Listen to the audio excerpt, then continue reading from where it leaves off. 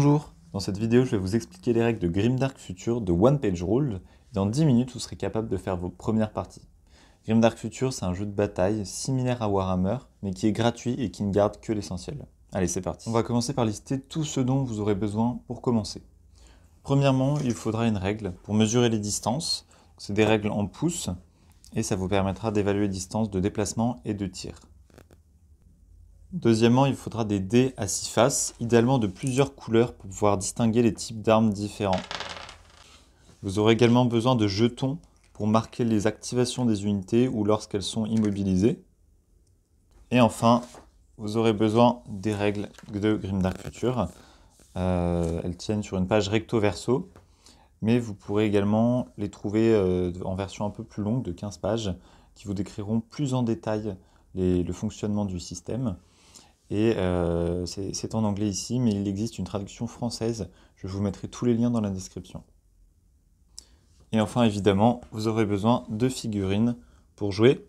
L'avantage de One Page Rule, c'est que vous n'avez pas besoin de figurines particulières. Vous pouvez utiliser tout ce que vous avez sous la main, que ce soit des Lego, des Playmobil, des petits soldats, ou des figurines Games Workshop, c'est à vous de voir.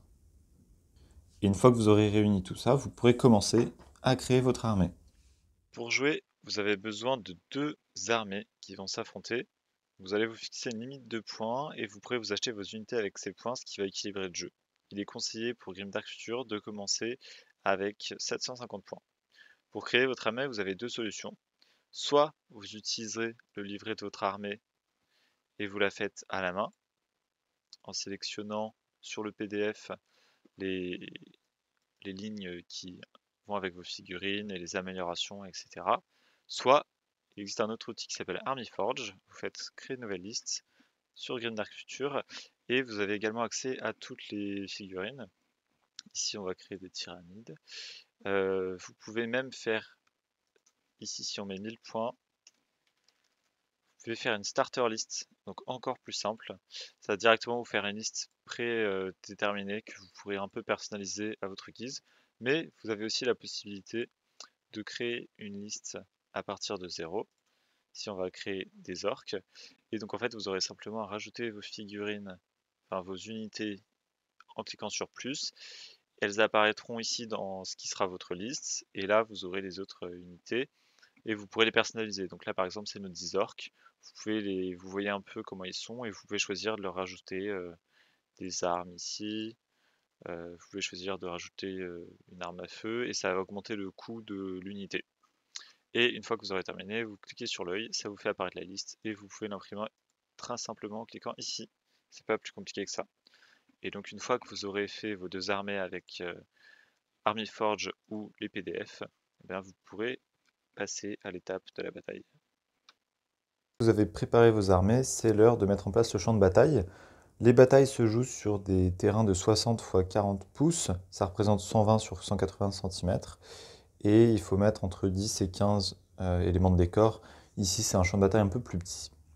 Une fois que le terrain est mis en place, vous allez lancer le nombre d'objectifs, c'est 1 des 3 plus 2, donc ici ça nous en fait 3. Ensuite, chaque joueur va lancer un dé, et celui qui va faire le plus haut va commencer à placer les objectifs. Comme on en a 3 ici, c'est lui qui en placera 2, tandis que l'autre ne placera que le deuxième. Les objectifs doivent être placés hors des zones de déploiement, qui sont de 12 à partir du bord de la table, et à 9 pouces les uns des autres. Donc vous placez chacun à votre tour les objectifs en respectant ces règles. Et une fois que les objectifs sont placés, on va passer au déploiement des armées. Encore une fois, les joueurs lancent chacun un dé, et celui qui fait le plus haut score commence par choisir le côté sur lequel il va se déployer. Et une fois qu'il a choisi, c'est lui qui va poser la première unité. Et chacun leur tour, les joueurs donc vont poser des unités dans leur zone de déploiement. Il faut savoir aussi une chose importante, c'est que les chefs qui sont déployés dans une unité ne peuvent jamais s'en séparer pendant la partie. Et une fois que les deux armées ont été placées de part et d'autre de la table, la partie va pouvoir commencer. La partie se joue en 4 tours. Pour gagner, il faut à la fin des 4 tours contrôler le plus d'objectifs. Pour contrôler un objectif, il faut finir un des tours à moins de 3 pouces de cet objectif sans qu'il y ait d'unité ennemie dessus et sans que l'unité soit immobilisée, sinon elle ne compte pas. Et si le point est contesté, il reste neutre. Et donc à chaque tour, les joueurs vont activer leurs unités une par une, chacun leur tour. C'est-à-dire que le joueur A va activer sa première unité, et ce sera ensuite au joueur B d'activer sa seconde unité, jusqu'à ce que toutes les unités disponibles du tour aient été activées. À ce moment-là, on regarde qui contrôle les objectifs, et puis on passe au tour suivant. Lors de son activation, une unité dispose de 4 actions différentes. Elle peut rester immobile, l'unité ne se déplace pas, et peut choisir de tirer ou pas. Une unité peut sprinter, dans ce cas-là, elle peut se déplacer de 12 pouces dans la direction qu'elle veut. Elle peut également avancer de 6 pouces, puis tirer. Donc après un déplacement, si une unité ennemie est à portée de tir, il est possible d'ouvrir le feu. Important, on ne peut pas séparer les tirs d'un même type d'arme entre différentes unités ennemies.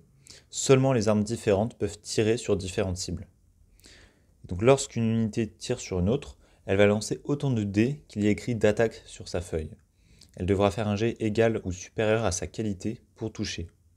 Attention, si la ligne de vue est obstruée par un élément du décor, c'est-à-dire si l'ennemi est à couvert, il faut faire 1 de plus pour toucher. Par exemple, mes Prime Rovers tirent sur les gobelins. Ils ont une qualité de 3+, mais à cause du couvert, ils devront faire 4+ pour toucher. Je vais donc lancer 10 dés à 6 faces en essayant de faire des 4. On va retirer tous les dés dont le résultat est inférieur à 4. Et on conservera les autres que les gobelins devront lancer. Ce sera les jets de défense. En l'occurrence, il y a une pénétration d'armure de 1 avec les fusils lourds, mais elle n'a pas d'impact sur la défense des gobelins qui est déjà de 6. Ils vont donc lancer en essayant de faire des 6. Et une seule blessure sera défendue. Ça veut dire qu'on aura 5 morts du côté des gobelins. Les gobelins qui étaient 10 à l'origine ne sont plus que 5. Or, quand une unité atteint la moitié de son nombre de figurines, ou quand c'est une unité unique qu'elle atteint la moitié de ses points de vie, elle doit faire un test de morale équivalent à sa qualité. Les gobelins sont actuellement moins de la moitié, enfin, ils sont à la moitié de leur nombre de départ, et ils vont donc devoir faire un jet de morale pour ne pas être immobilisés. Ils ont une qualité de 6, ils font un 6, et donc par chance, ils ne sont pas immobilisés. Une unité immobilisée est très vulnérable. Si elle est attaquée au corps à corps, elle ne pourra toucher ses ripostes qu'en faisant des 6, et elle ratera automatiquement ses jets de morale. De plus, lorsqu'elle est activée, elle ne peut rien faire, seulement annuler l'effet immobilisé pour ne pas justement être très vulnérable. Cette situation pose régulièrement le dilemme, faut-il réactiver son unité immobilisée d'abord pour ne pas qu'elle se fasse massacrer, ou faut-il jouer une autre unité plus importante dans la partie? Enfin, dernière action, la charge. Lorsqu'une unité charge une autre, elle se déplace de 12 pouces maximum au contact de sa cible. Cette dernière va avancer de 3 pouces en retour pour se consolider et venir au contact des figurines ennemies. Et toutes les figurines engagées vont pouvoir combattre, en commençant par l'unité qui a chargé. Pour l'attaque, on va se référer au nombre d'attaques indiquées sur la fiche de l'unité, sans oublier la caractéristique Furious, qui rajoute une attaque par figurine dans l'unité. Ici, on se retrouve avec 30 attaques des orques, qui ont Furious, et qui toucheront en 4+. On n'a plus qu'à retirer tous les dés qui font moins que 4. Ici, on se retrouve avec 15 attaques qui passent sur les 30, donc très statistiques. Et les frères de bataille vont devoir les parer avec leur défense. Ici, il n'y a pas de pénétration d'armure, donc ils vont simplement devoir faire 2 ou plus. Et tous les résultats de 1 seront des figurines mortes. En l'occurrence, on n'en a qu'un seul ici. Donc, un des frères de bataille va être tué au combat, mais tous les autres auront la possibilité de riposter s'ils le veulent. On se retrouve avec 12 attaques de la part des 12 ripostes des Prime Rovers qui toucheront en 3+. On retire encore une fois tous les résultats de 1 ou de 2. Et donc on se retrouve avec 7 blessures que les orques défendront en 5+. Parce qu'il n'y a pas de pénétration d'armure. Et ils ont de la chance, ils vont seulement avoir 2 blessures. Donc 2 morts. Ce qu'on fait maintenant, c'est qu'on compare le nombre de blessures qu'ont reçu les orques à celui qu'ils ont infligé. Et en l'occurrence, c'est eux qui ont perdu le combat car ils n'ont infligé qu'une blessure contre 2 du côté des Prime Rovers. Les orques vont donc devoir faire un jet de morale ou risquer d'être immobilisés. C'est un 1, c'est raté. Les orques vont donc être immobilisés et reculer tous d'un pouce. Ils viennent de perdre une activation. Attention, si les orques ou les Prime Brothers avaient été moins de la moitié de leur nombre de départ à la fin du combat, au lieu d'être simplement immobilisés, ils auraient complètement fui le combat. Donc le corps à corps peut être très puissant.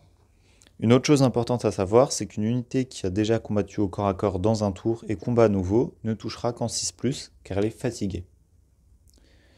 Et enfin, une autre règle importante, un 6 touche toujours, un 1 rate toujours, qu'importe les modificateurs.